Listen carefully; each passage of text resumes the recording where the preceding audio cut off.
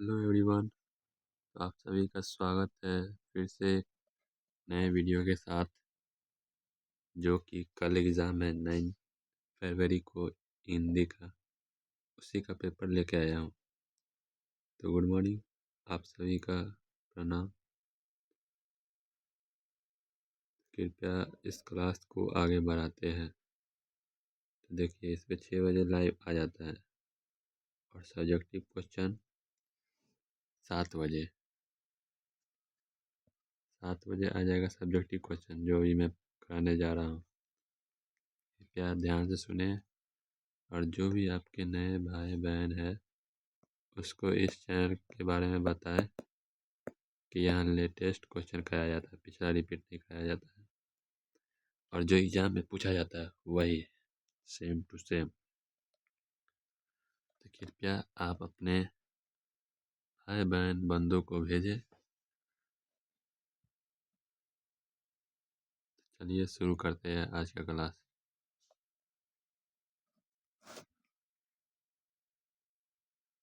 व्याकरण है आज का टॉपिक। व्याकरण में जो जो आता है ना 50 मार्क्स का, वो फर्स्ट देखिए, वर्ण। वर्ण किसे कहते हैं? वर्ण कितने प्रकार के होते हैं? वर्ण 2 प्रकार के होते हैं, स्वर और व्यंजन। स्वर के कितने भेद होते हैं? तो 3। पहला हर्ष स्वर, दूसरा दीर्घ स्वर, तीसरा प्लूट स्वर। हर्ष स्वर 4 गो होते हैं, जो कि अ ई उ री होता है। दीर्घ स्वर 7 होते हैं, जो कि आ ई उ ए ऐ ओ औ 7। प्लूट स्वर सिर्फ 1। व्यंजन देखिए, भी व्यंजन भी 3 होते हैं, स्पर्श व्यंजन, अंतःस्थ व्यंजन, ऊष्म व्यंजन। स्पर्श व्यंजन 25 होते हैं, अंतःस्थ व्यंजन 4 होते हैं, ऊष्म व्यंजन 4 होते हैं।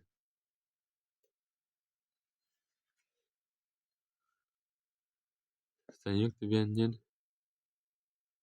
भी 4 ही होते हैं, जो कि अक्ष, त्र, ज्ञ, स्र। अयोगवाद 2 होते हैं, अंग, अ। स्वर 11, स्वर वर्ण 11 होते हैं, जिसमें से 2 है वो अयोगवा स्वर, अयोगवा। फिर द्विगुण व्यंजन। द्विगुण व्यंजन 2 होते हैं, र, ठ। टोटल व्यंजन कितना होता है? 33।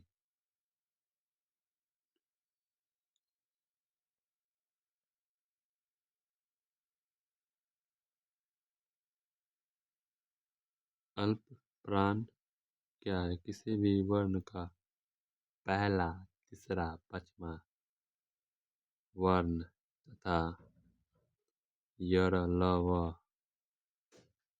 हो, उसे अल्प प्राण कहते हैं।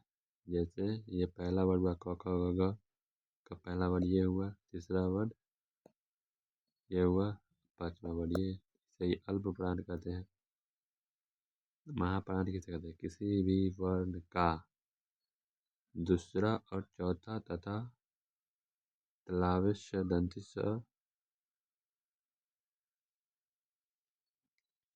मूर्धन स, दंती स, ढ। जैसे ट, ठ।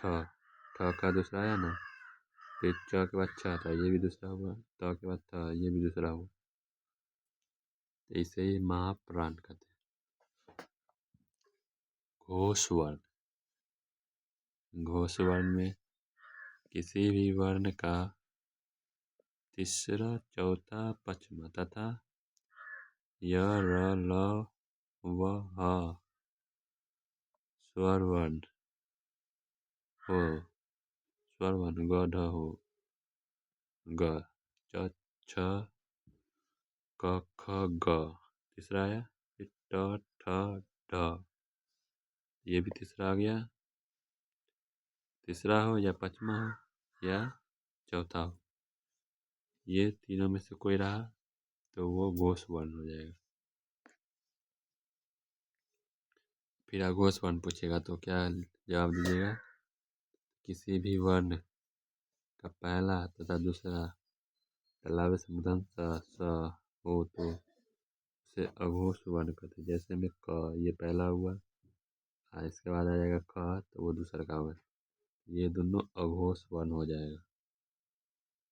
फिर नेक्स्ट देखिए, नेक्स्ट क्या है? लिपि भाषा की ध्वनियों को लिखित रूप में व्यक्त करने के लिए जिन चिन्हों या संकेतों का प्रयोग किया जाता है उन्हें लिपि कहते हैं। जैसे मोहन, इसमें कौन सी लिपि है? ब्राह्मी। फिर देखिए नेक्स्ट, लिपि संबंधित भाषा उदाहरण देवनागरी लिपि, इसमें हिंदी, संस्कृत, मराठी आता है। इसका उदाहरण होता है क, ख, ग। रोमन, रोमन में अंग्रेजी भाषा से संबंधित होता है रोमन में, तो ABC आएगा उदाहरण के लिए। फिर नेक्स्ट है फारसी, फारसी लिपि में उर्दू भाषा से संबंधित होता है, उर्दू भाषा। गुरुमुखी, इसमें पंजाबी भाषा से संबंधित लिपियाँ बोली जाती है। और बंगाली भाषा। शब्द वर्णों का सार्थक मेल, वर्णों के सार्थक मेल को शब्द कहते हैं। शब्द अर्थ के आधार पर शब्द दो होते हैं, सार्थक शब्द, निरर्थक शब्द। जो अर्थ पूर्ण हो उसे सार्थक, जो अर्थ पूर्ण न हो वो निरर्थक। चाय वाय, चाय सार्थक, वाय निरर्थक। जैसे लोटा वोटा, लोटा व सार्थक, वोटा का कोई मीनिंग नहीं, तो निरर्थक। आप लोग नए आए हो चैनल पे तो सब्सक्राइब कर दो, जिससे मेरा लाइव एक्टिवेट हो जाएगा। आप लोगों को लाइव में ही पढ़ाऊँगा इसके बाद। तो आप लोग कृपया 50 सब्सक्राइबर पूरा दीजिए। लाइक शेयर नहीं चाहिए, जो भी यहाँ आ रहे हो वो कृपया सब्सक्राइब करके जाएं, क्योंकि इस पे VVI क्वेश्चन का ही सॉल्यूशन कराया जाता है। VVI क्वेश्चन ही ढूंढ के लाया जाता है,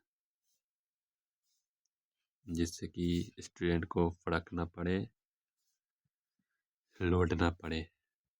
रचना के आधार पर रूढ़ शब्द जिसके खंडों का अर्थ न हो, जैसे योग, यो जोड़ क, विद्या, वी जोड़ द्या, इसका कोई अर्थ है? नहीं ना है। यौगिक शब्द का जिसके खंडों का अर्थ हो,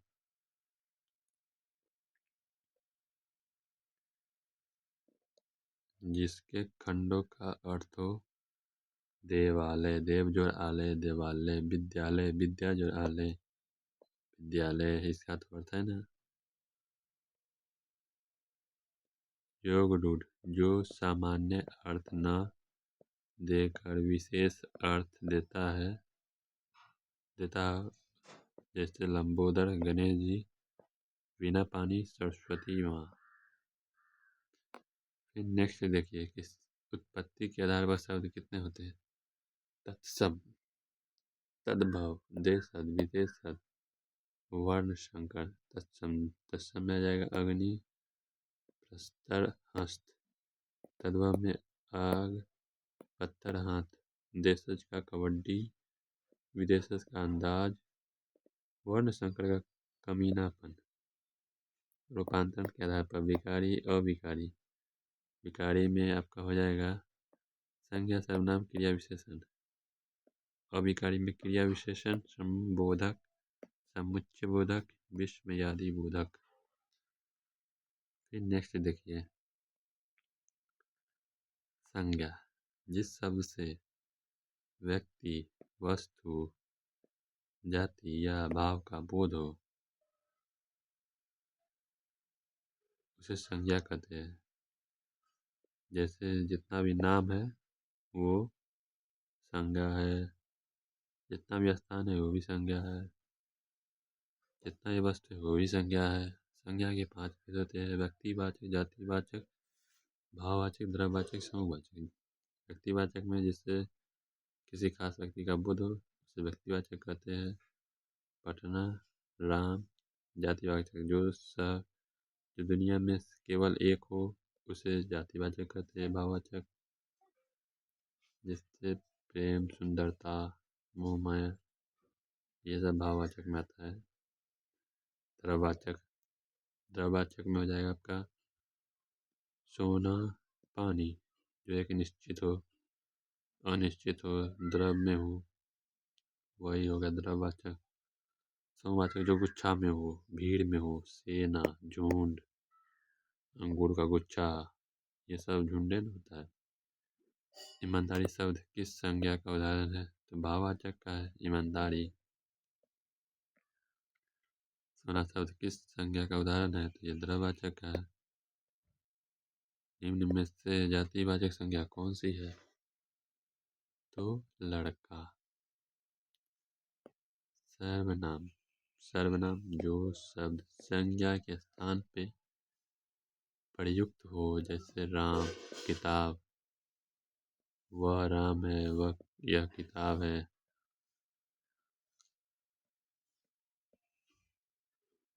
फिर नेक्स्ट देखिए, नेक्स्ट सर्वनाम के कितने भेद होते हैं? 6। सर्वनाम के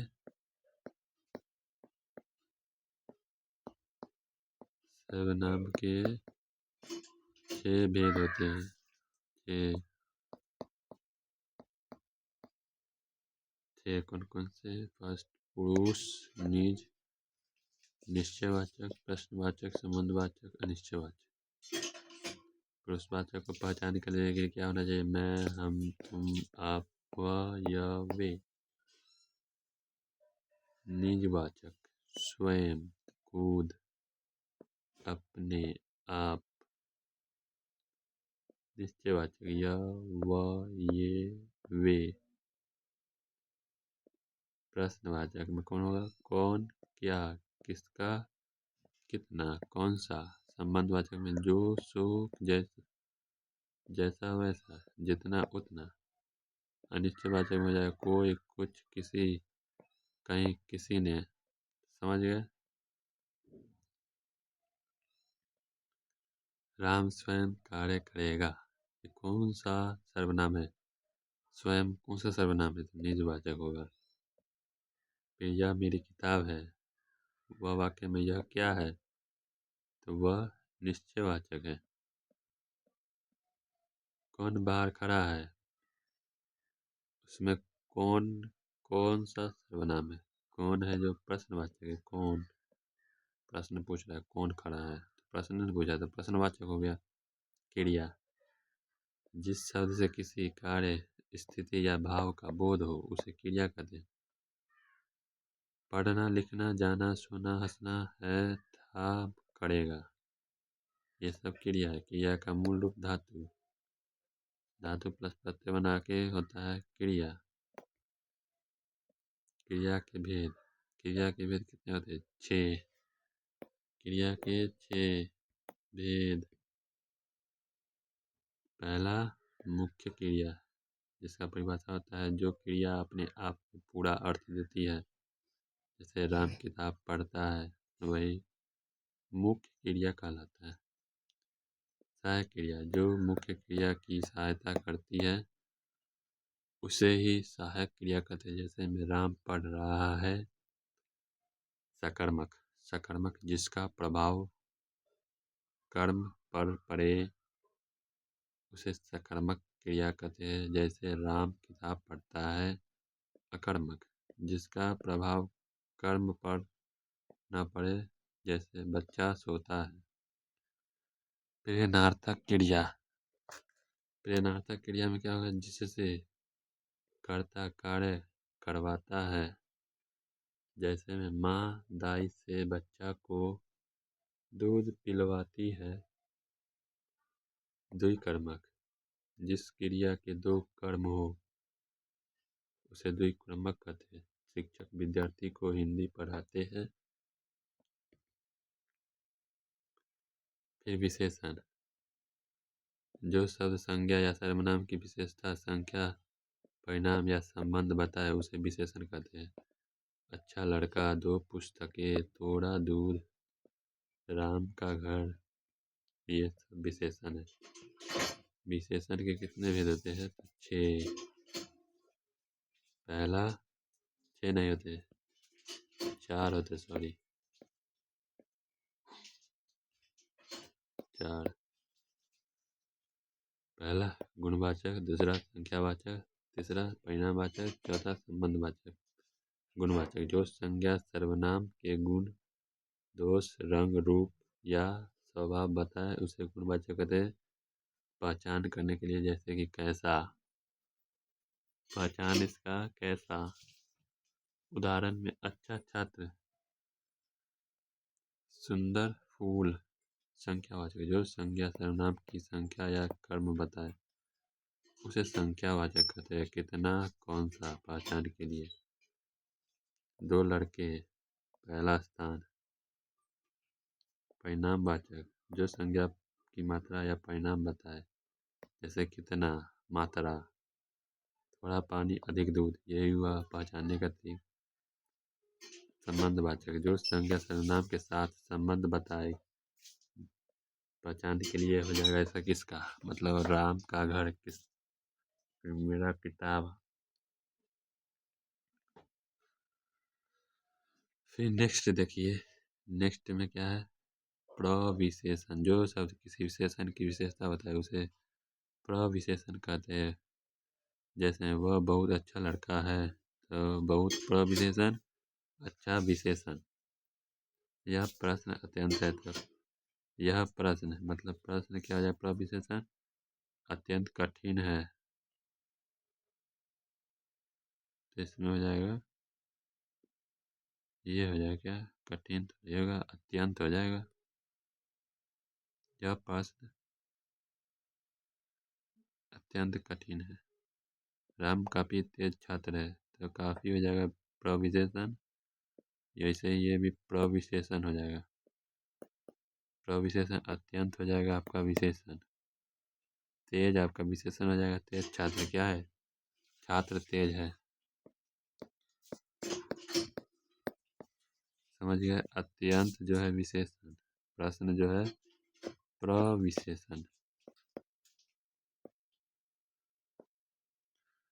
राम काफी तेज छात्र था, काफी प्रविशेषण, तेज विशेषण। फिर नेक्स्ट देखिए, मूल शब्द उससे बना विशेषण। मूल शब्द में नाम, नमक, नमक का नमकीन। भारत, भारतीय। इतिहास, ऐतिहासिक। भूगोल, भौगोलिक। लोक, लौकिक। समाज, सामाजिक। अर्थ, धर्म, धार्मिक।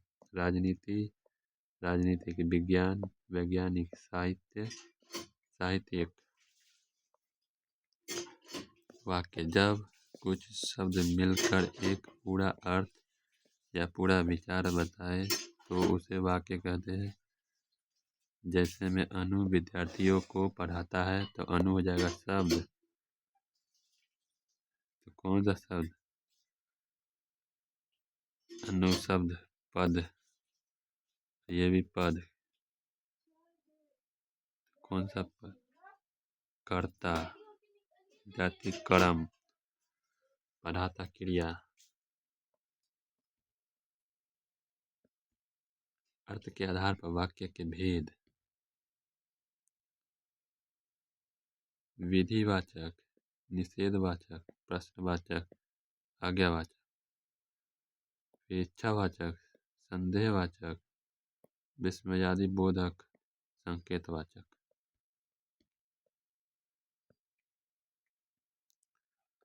कितना होते हैं? 8 होते हैं अर्थ के आधार पर। अर्थ के आधार पे वाक्य 8 होते हैं। फिर अर्थ के आधार पे वाक्य के भेद,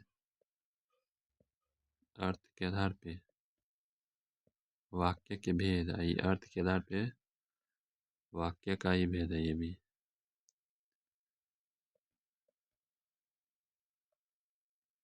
विधिवाचक का एग्जाम्पल देखिए, हवा बह रही है। निषेधवाचक का एग्जाम्पल देखिए, हवा नहीं बह रही है।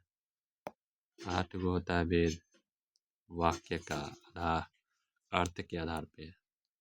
फिर प्रश्नवाचक, क्या वह पढ़ रहा है। आज्ञावाचक, वहाँ मत जाओ। इच्छावाचक, ईश्वर आपकी मदद करे। संदेहवाचक, श्याम वहाँ खेल रहा होगा। विस्मयादि बोधक वाचक, वाह कितना सुंदर दृश्य है।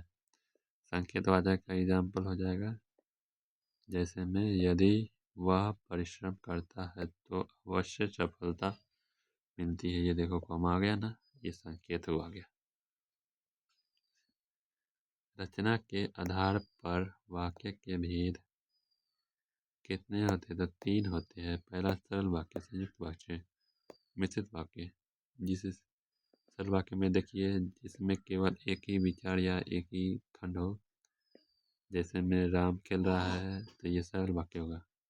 जिसमें 2 या 2 से अधिक वाक्य खंड और पर, लेकिन आदि समुच्चय बोधक शब्दों में जुड़े हो उसे संयुक्त वाक्य कहते हैं। जैसे में देखिए, वह पढ़ाई करता है और खेलों में भी अच्छा है, तो यही होगा संयुक्त वाक्य।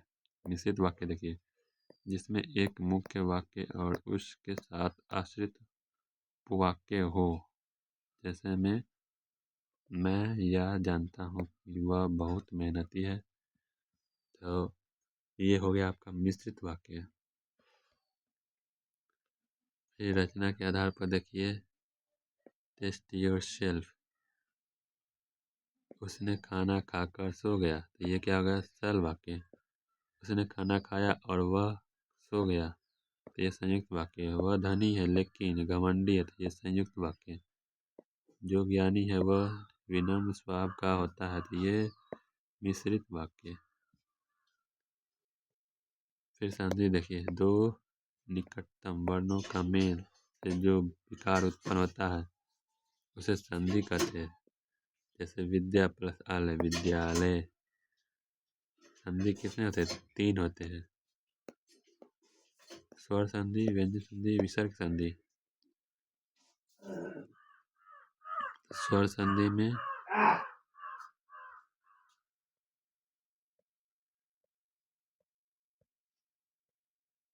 स्वर संधि देखिए, अ आ इ ई, अ आ या plus a equal to uh, E E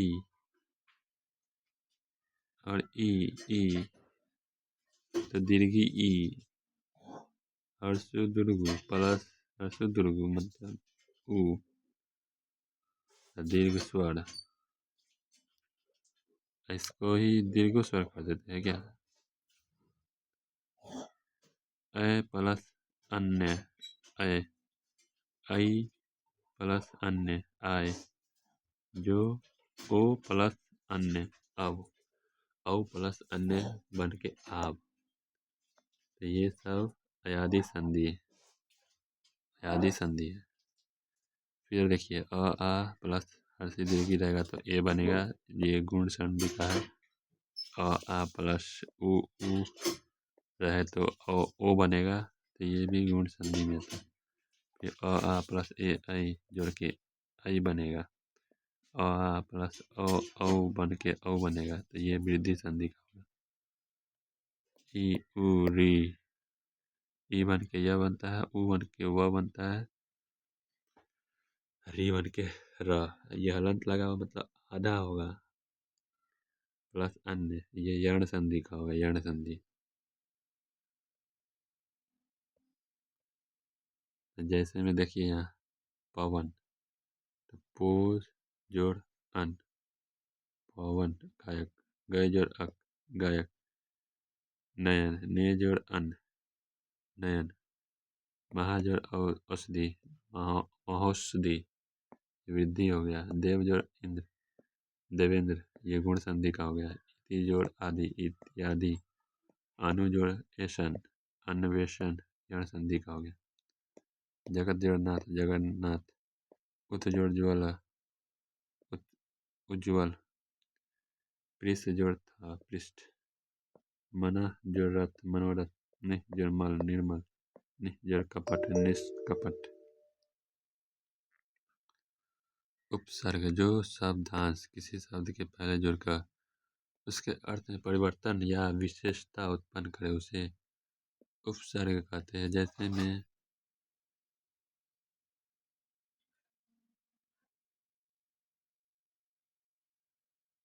Anu plus राग अनुराग, अनु हो गया उपसर्ग, राग हो गया मूल शब्द, उप जोड़ हार उपहार, वियोग वी जोड़ योग वियोग, भी हो गया उपसर्ग, योग मूल शब्द, प्रतिजोड़ कुल प्रतिकूल, प्रत्यय देखिए जो शब्द किसी शब्द के अंत में जुड़कर उसके अर्थ या रूप में परिवर्तित करे उसे प्रत्यय कहते हैं। जैसे लड़का, लड़का में आ का, लड़का लड़का, अक्का, चेहरा एरा, ममेरा एरा, यह हो गया प्रत्यय लास्ट वाला, कृत प्रत्यय कृदंत, धातु प्लस प्रत्यय, चाट जोड़नी चटनी, ये नी हो गया प्रत्यय तद्धित प्रत्यय, संज्ञा प्लस प्रत्यय विशेषण,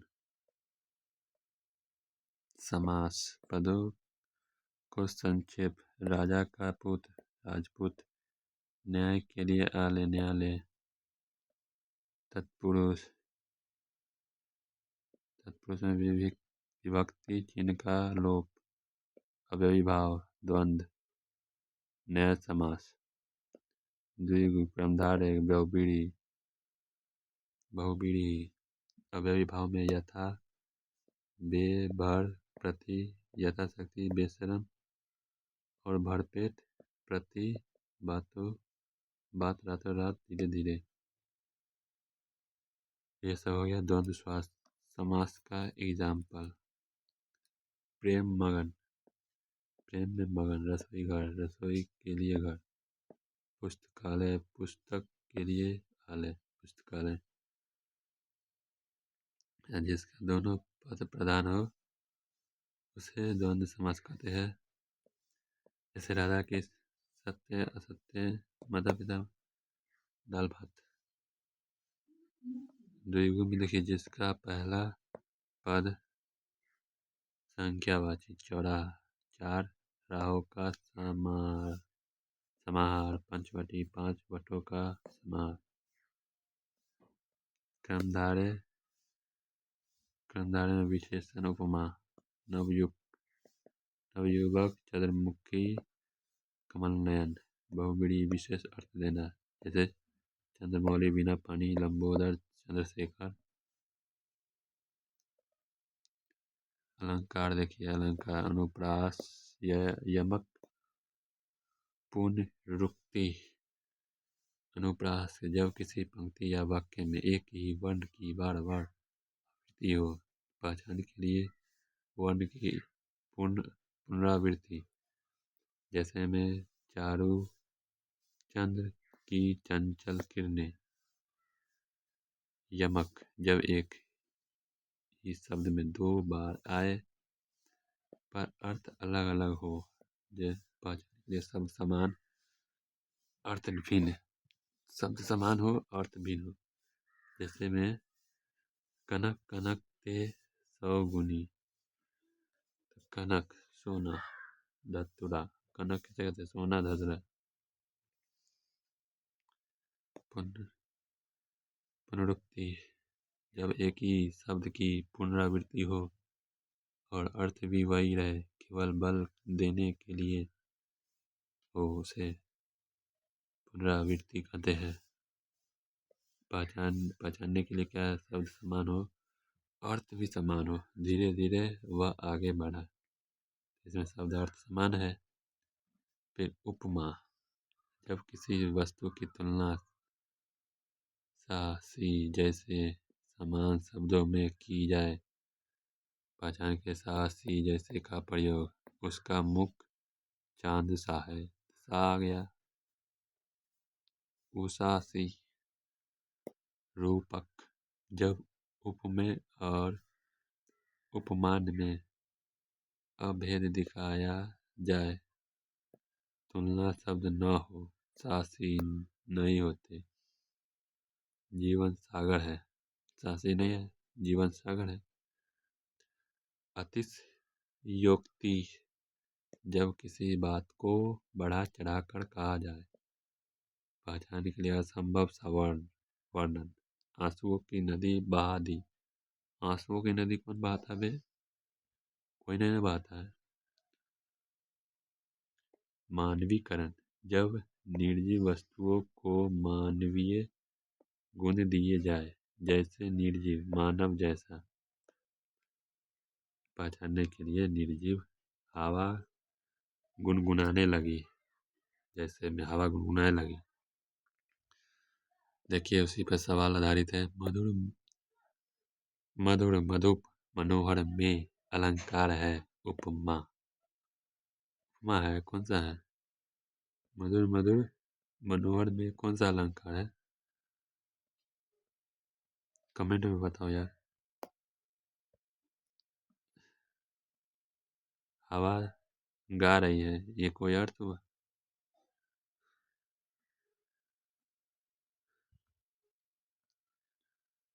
आंसुओं की नदी बहा दी, ये भी तो वही है।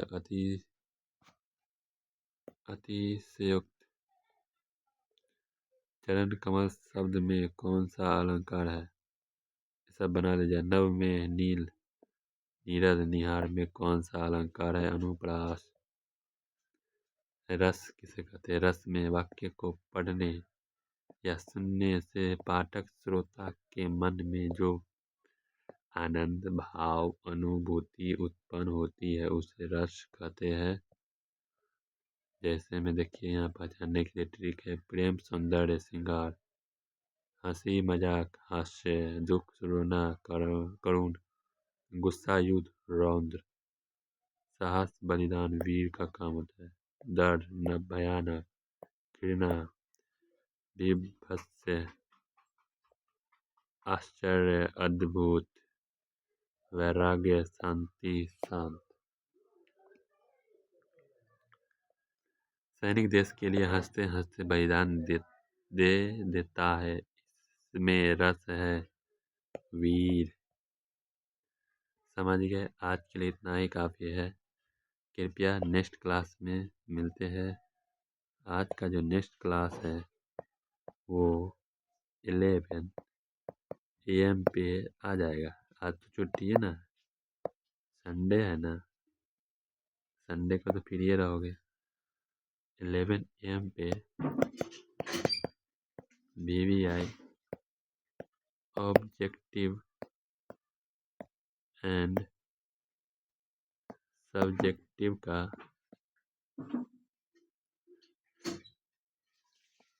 प्रश्न ला रहा हूँ, आप लोग जरूर देखिएगा। कृपया चैनल पे नए आए हो तो प्लीज़ सब्सक्राइब करके जाइएगा। जो आप बगल में जो नोटिफिकेशन होगा उस पर ऑल पर क्लिक कर दीजिएगा, क्योंकि आपको जो भी नोटिफिकेशन जाए वो आपको सटीक मिल जाए तुरंत ही। इसके लिए आप बगल में ऑल पे क्लिक कर दीजिएगा, सब्सक्राइब बटन के बगल में ऑल वाला जो होता है ना, ये वाला, इस पे क्लिक कर दीजिएगा, क्लिक। समझ गए? फिर नेक्स्ट क्लास लाता हूँ। आज मैं मज़ेदार ऑब्जेक्टिव लाऊंगा, आप लोग कृपया देखिएगा।